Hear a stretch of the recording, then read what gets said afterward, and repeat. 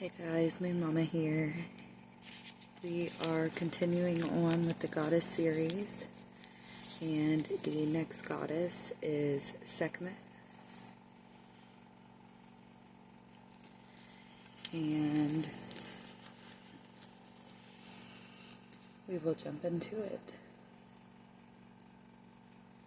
So Sekhmet is the Egyptian goddess of war, healing, and protection. She is the daughter of the sun god Ra and is among the most important goddesses in the Egyptian pantheon. Sekhmet was the vengeful manifestation of Ra's power, otherwise known as the Eye of Ra. She was also known as the destroyer of her father's enemies. This was her purpose when her father created her. Sekhmet is depicted as a woman with the head of a lioness. Oftentimes she wears a sun disk on top of her head. Sometimes she is shown holding the Anka of life, or a papyrus scepter. One of the most noted myths of Sekhmet is the rampage, and how Ra was forced to stop her from destroying humanity. Upon being sent to Earth, she destroyed many humans, so much that fields and rivers ran with blood. At the sight of her vengeful actions, Ra repented his actions and ordered Sekhmet to stop killing. She, however, did not listen to Ra, so he tricked her into drinking beer with pomegranate juice instead of blood. The goddess drank so much beer that she slept for 3 days straight, causing her to lose her lust for blood. And humanity was saved. This event inspired an annual event where Egyptians would drink beer with pomegranate juice and worship Sekhmet. In other versions of the story, Sekhmet grew angered at the deception and left Egypt, diminishing the power of the sun. This surely threatened the power and security of the world. Thus, she had been persuaded by Thoth to return and restore the sun to its full glory. Sekhmet is said to breathe fire. The hot winds of the desert were likened to her breath. She is believed to be able to cause plagues, although she is also called upon to ward off disease and heal the sick. So for her animal companions is a lioness, cats, and hawks. I also seen somewhere that she is also linked to serpents. And then her herb and plant correspondences are dragon's blood, bay, basil, catnip, blood rot, and patchouli. Offerings: alcohol, especially like red colored alcohol like red wine, or any kind of alcohol that has like a red tint. Of course, just alcohol is fine, but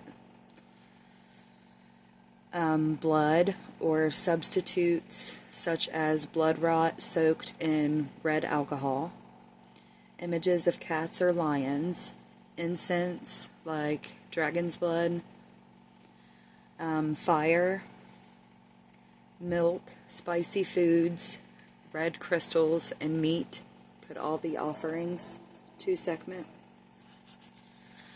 Colors linked to her are crimson, gold, orange, red, and yellow.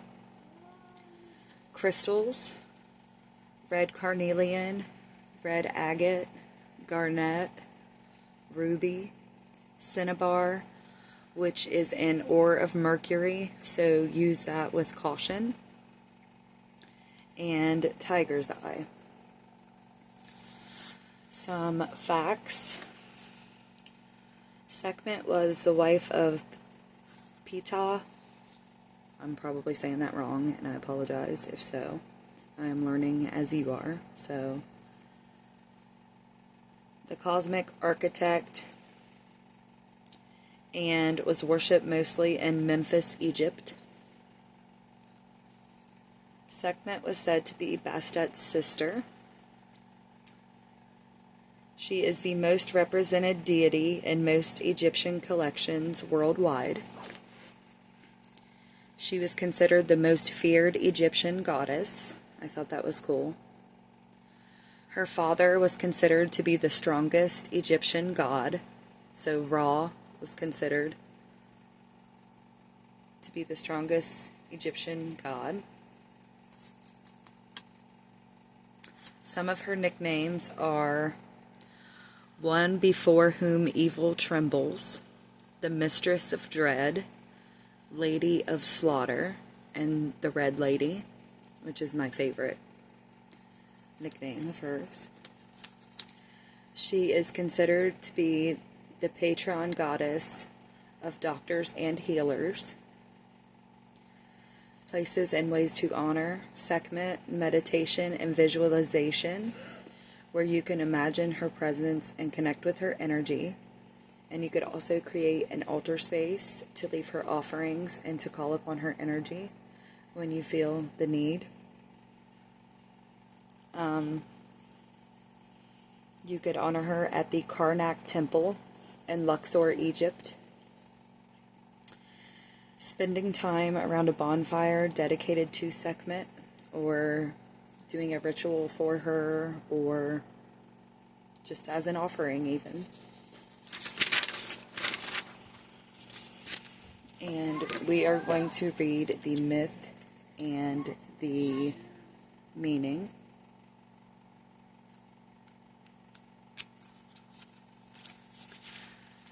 From the Dark Goddesses Oracle deck that we are working with here. So Sekhmet, and the little keyword on the card there is bravery. So the myth. Sekhmet is the Egyptian goddess of war, wrath, and healing. She breathes fire, and her hot breath represents the fierce desert winds. She is both a bringer of plagues and a goddess of healing. Once Sekhmet became so enraged with humanity that she decided to slaughter them all. Her fury terrified the other gods, so Ra was sent to stop her.